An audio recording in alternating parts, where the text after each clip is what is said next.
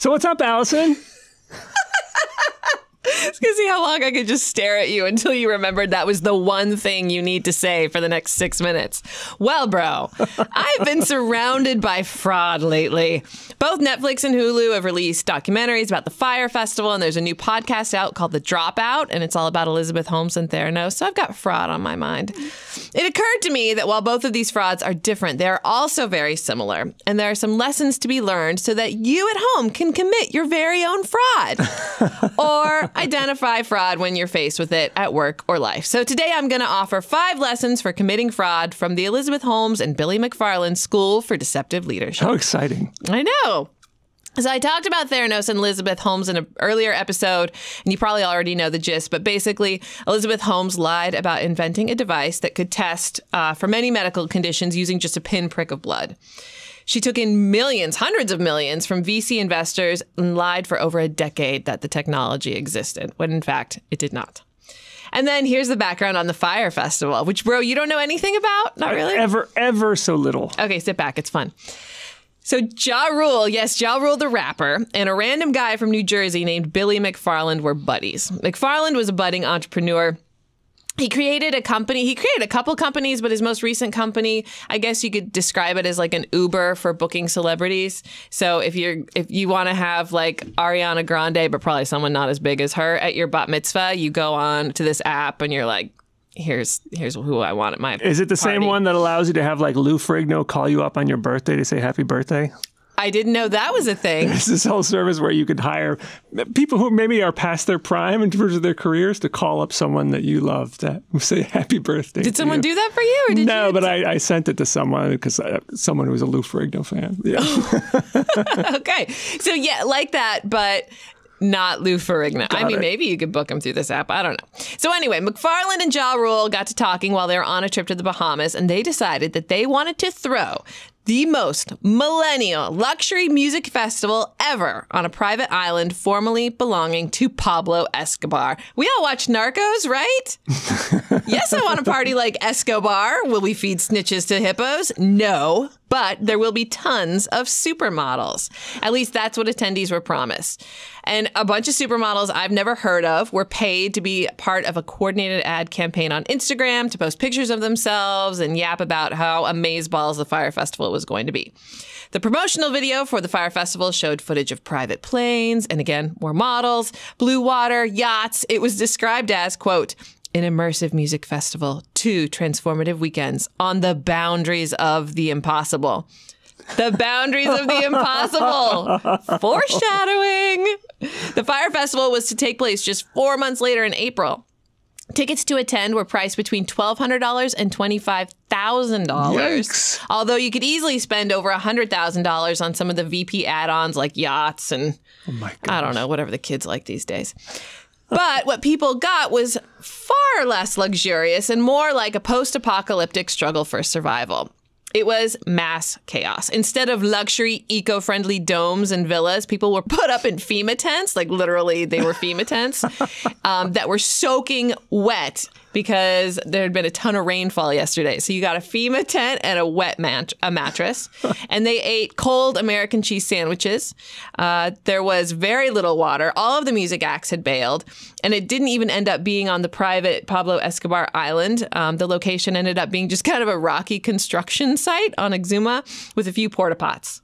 And there were no models, just hundreds of really, really upset people. Wow. So let's get into some leadership lessons for the fraudulently inclined. Leadership lesson number 1, tell a good story that people want to believe. And as someone in PR, I can tell you that this is actually just a good idea, whether you want to commit fraud or not. Just have your story straight and have a good story, and people will follow you far and wide and throw money at you, as you will learn.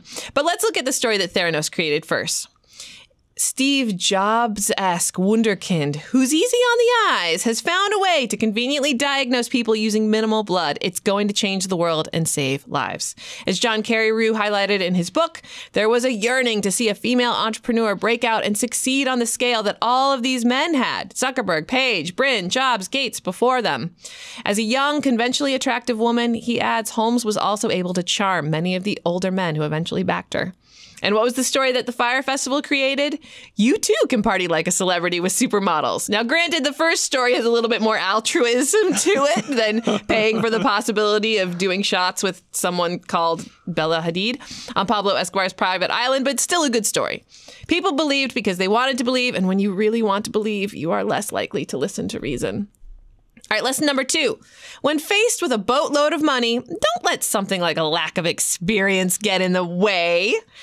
Yes, fake it till you make it. Yes, nothing ventured, nothing gained. Yes, man who said it can't be done shouldn't interrupt man who is doing, etc., etc. But there is something to be said for knowing things. Elizabeth Holmes dropped out of Stanford at 19, just before her sophomore year at college. In the Dropout podcast, a professor describes the plucky Holmes coming into her office and pitching her the idea for the Edison. And the professor explained to her why it wouldn't work. No matter. McFarland and Ja Rule had no experience running a music festival. Not only that, they thought they could pull it off in just a few months of planning, something that normally takes at least a year.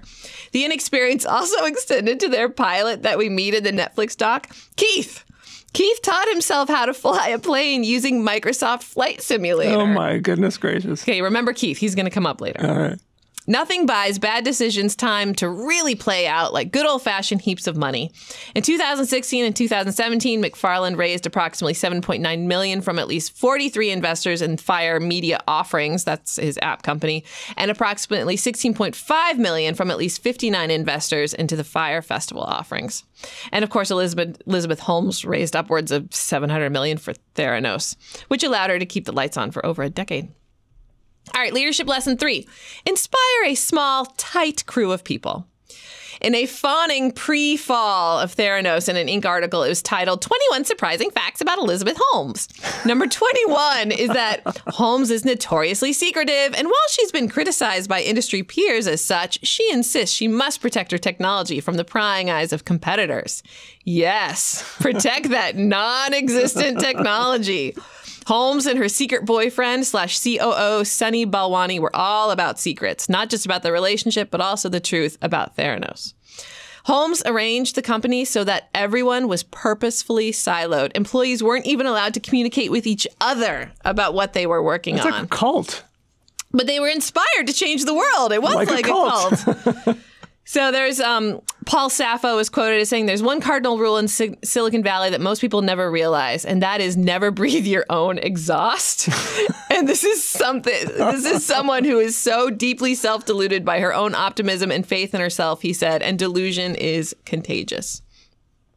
In this, early on in the planning stages for the Fyre Festival, the team decided that they needed more time and $50 million to pull it off. So they wanted to push it back a whole year. But as reported in New York Magazine, a guy from marketing team said, "Let's just do it and be legends, man." So people working to make the Fyre Festival happen against all odds talked time and time again about how they believe in McFarland and they wanted to please him, and he was infectious with his enthusiasm. But he was lying constantly to everyone all the time, and he needed everyone who was in on it to lie to. McFarland had employees put charges for the festival on their personal credit cards. And when water for the festival was held up in customs, he asked an employee to basically seduce, that's a nice way of putting it, the customs official to get the water through customs. He's like, if you want to make this happen, you've got to do this. Oh, boy. And the guy was going to do it. He went to the customs, he says in the documentary, he went down to the customs official's office and he was ready to do what he needed to do to save the Fyre Festival. Luckily, it did not come to That's good. that, to special hugs. Okay, lesson number 4. If you can't inspire them, bully them into submission. So in Theranos, if you weren't on board with perpetuating the lie about the Edison working well, you had lawyers sicked on you and more. Most of the bullying was done by Sunny Balwani, her, again, COO and secret boyfriend. Their tactics actually drove their chief scientist to suicide. Oh, my goodness. It took more than a decade for someone specific was Tyler Schultz, to finally blow the whistle on Theranos after working there for 7 months. And when he did, this is crazy, his own grandfather, former Secretary of State George Shultz, who was an investor and on the board, didn't believe him. He didn't believe his grandson, and essentially they stopped talking to each other. As Tyler Schultz was quoted as saying, "Fraud is not a trade secret." He hoped his grandfather would cut ties with Theranos once the company's practices became known. Quote, I refuse to allow bullying, intimidation, and threat of legal action to take away my First Amendment right to speak out against wrongdoing. This poor kid, his parents have had to shell out like $400,000 in legal fees because of all the Theranos, because of him coming out about Theranos. It's crazy. So same with the Fyre Festival. If you were 100% on board, you were gone. Remember Microsoft Flight Simulator, Keith? Keith tells everyone that the deserted island doesn't have the infrastructure to support thousands of people. Toilets, mosquitoes, tents, these are all concerns. But they wouldn't hear it, and Keith was essentially forced out because of being such a negative Nelly. Over and over again, people who speak up about how unfeasible the festival was were all ostracized, bullied, or fired, or eventually fed up and left, which is also a red flag. So for those of you who are studying how to notice fraud, not commit it, if you're seeing all the reasonable people leave, then you should probably follow their suit. Leadership lesson number 5. Don't let something like basic human safety get in your way. The disregard for other people extended to employees, their investors, everyone. Yes, it's sad that a bunch of investors were misled, but what's really sad is that McFarland and Holmes had zero regard for the lives they were impacting. People were expecting the Edison to effectively diagnose serious medical conditions. A misdiagnosis could result in unnecessary treatment or no treatment. Yeah. And with the Fyre Festival, it's not as bad as not getting diagnosed with cancer, but with the Fyre Festival, McFarland didn't care that there wasn't proper sanitation or housing or enough food. And it's a testament to the millennial generation that the scuffle for FEMA tents didn't become Altamont. Again, side note, baby boomers, you need to stop complaining about millennials and maybe ponder the mistakes of your youth. So if you really want to commit a great fraud, you've got to check your conscience at the door and be willing to destroy lives. One fun fact about McFarland.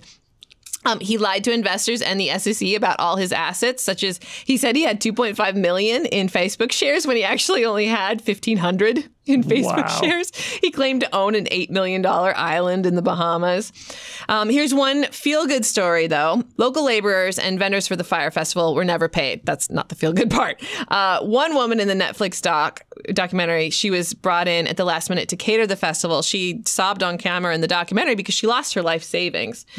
So someone created a GoFundMe site, and the account has raised $216,000 for her. That's good. Isn't that nice? Yeah. All right. So, hey, where are Holmes and McFarland now? Good question. Fyre Festival attendees were awarded $5 million in damages after suing McFarland, but I'm not sure how he's going to pay them since he was found guilty of wire fraud and will be in prison until 2023. And today, Holmes is facing up to 20 years in prison and awaiting a criminal trial for charges of wire fraud and conspiracy to commit wire fraud, which he has pleaded not guilty. So while McFarland and Holmes can give you some great advice on how to commit fraud, they can't tell you how to actually get away with it. Womp womp. And that, bro, is what's up.